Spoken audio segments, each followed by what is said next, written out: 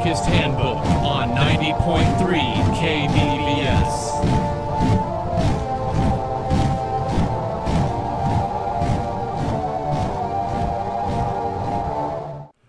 You're listening to the Anarchist Handbook on 90.3 KDVS with your hosts, Clay Norris and Brian Moen. And today we have on a guest, my friend Tristan DeLige. He's a philosopher, a political philosopher. And although he and I are very much on opposite ends of the political spectrum, we're both really interested in political theory, and so we have a lot of good talks about it. And we're good friends, even though he's a laissez-faire capitalist and I'm a socialist. So thanks for being on the show, Tristan. Thanks for having me on. So Tristan and I were talking recently, and he was telling me about some literature, some Marxist literature that he had read that I hadn't read. And these are some arguments against traditional conceptions of Marxism, right? Right. So basically, this guy's named John Romer. He's a philosopher, a political philosopher, who was writing, especially in the 80s, about trying to sort of revamp traditional conceptions of Marxism and traditional approaches, especially that of exploitation. Right. Okay. And I've heard that he used to be at UC Davis, so that's really cool. Right. I think he's at Yale now. That's what I read. So yeah. So on the show, Clay and I usually talk about why we think laissez-faire capitalism leads to unacceptable injustices and the construction of hierarchies which can't be destroyed from within the means that they create. Normally we give sort of Marxist or Marxian arguments, which I guess we'll probably get back to the distinction between those two. We give those kinds of arguments. So it's interesting for us to try to give these arguments to try to get rid of some conceptions of Marxism and try to refine it and get a better conception of Marxism, one that's right and not subject to such extreme, devastating counterexamples. Like I think I agree with our guest, Tristan, that they are very devastating. And of course, Tristan, on the opposite end of the aisle, doesn't agree with Marxism at all. So I think he probably likes these arguments for very different reasons. So you started talking a moment ago about exploitation and how this is sort of one of the features that Romer wanted to question. Right. Okay, so the traditional Marxist view of exploitation is basically tied to the labor theory of value.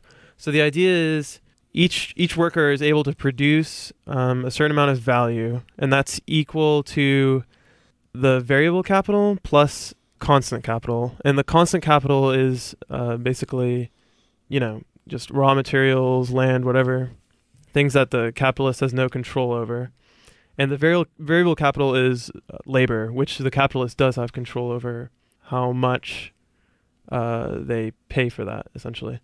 And the idea is that if there's a difference between the value V and the constant capital C plus the variable capital or wages W, that's going to be a surplus S, which the capitalist takes as profits. And for the traditional Marxists, the surplus is evidence of exploitation because it means that there's a difference between the value of the labor and the value of the commodity that the capitalist is producing. So Romer is trying to attack this definition because he thinks that, first, it's not necessary. It's not the surplus that results from this kind of interaction is not necessary for genuine exploitation to take place, and it's also not sufficient. Okay, so let me try to go through all this again, because that was really technical, and there was this sort of like calculation given there for what equaled surplus value and things. Sure, yeah. So, but this is good. This is rigorous. So basically, I'm gathering that from this argument, if these arguments against surplus value leading to exploitation succeed, Marxism's dead. That's sort of one possibility there. Well, I don't know, because I think Romer still wants to consider himself a Marxist, but he thinks that, I think what he would say is this view of exploitation was laid down by Marx himself a long time ago, and a lot of things have changed since then. For instance, labor is not really the only major sort of market we have anymore. We have credit markets and all sorts of different financial markets where you can have exploitation in those kind of markets. And more importantly, he thought that we need to focus more on inequality in the means of production rather than merely this notion of surplus. Okay, so Romer's goal is to reformulate Marxism, but it is still, if I'm understanding it correctly, it's still trying to basically just destroy the old Marxism, right? It couldn't be, if he shows that surplus value does not lead to exploitation, the old Marxism just can't work, right?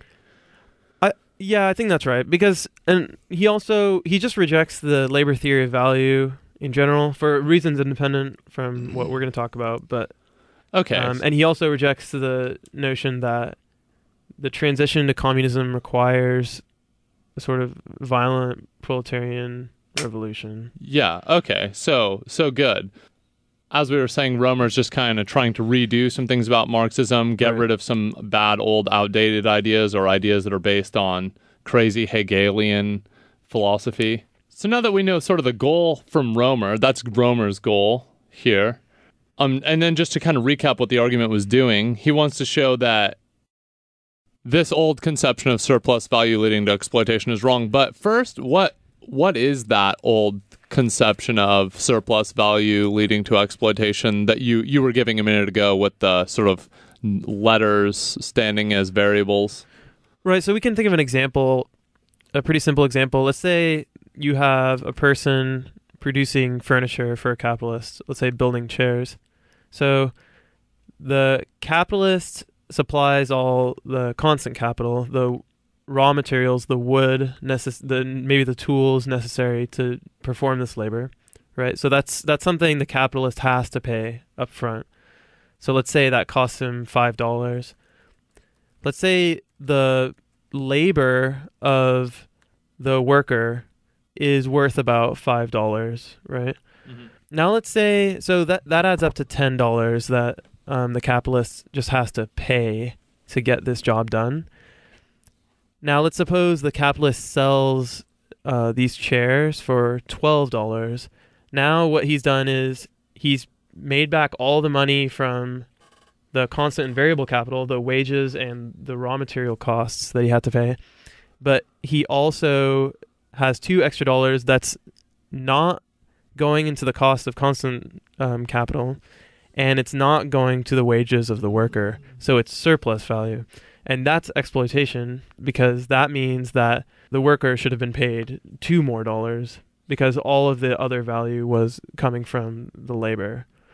So that's the kind of example. That's a really simplified example, but if you can imagine this on an economy-wide scale and with, Yeah. So this is the traditional Marxist cash out of surplus value leading to exploitation. So basically, the owner of the company gets the extra profit made by the company, even though basically it's the workers doing the work which leads to the profit. That's like the really crude cash out of it. Okay. Right.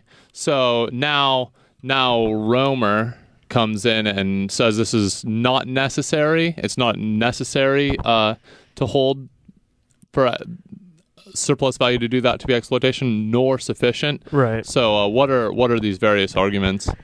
Okay, so I'll go with the neither necessary part first because that's a bit simpler. So the idea here is you can imagine, so the original definition is based on labor relations, but you can imagine that we can just relabel everything and replace it with, for example, among other things, we could replace it with a creditor and a debtor.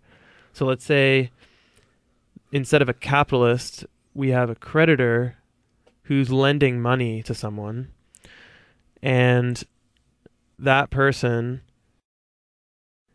could use that loan to produce some good as capital, but then he would have to pay an interest payment to the creditor, and that would serve the same role as the surplus. And basically you would have the exact same scenario where the value of the good created by the labor is not equal to the gain received by the laborer, since part of the payment is going as interest to the creditor.